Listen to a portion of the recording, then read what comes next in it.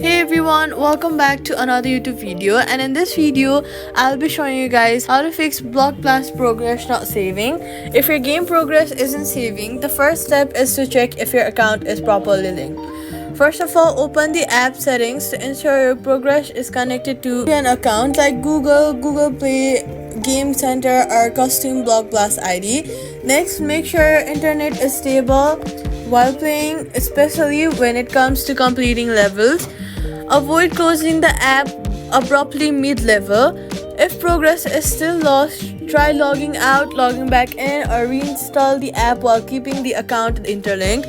Long press on the icon of Block Blast, click on Remove App and then delete the app. To reinstall, go to the App Store and reinstall it from there. Now, if progress is still... After doing this, future progresses should be saved automatically, and that's it. Subscribe for more quick fixes.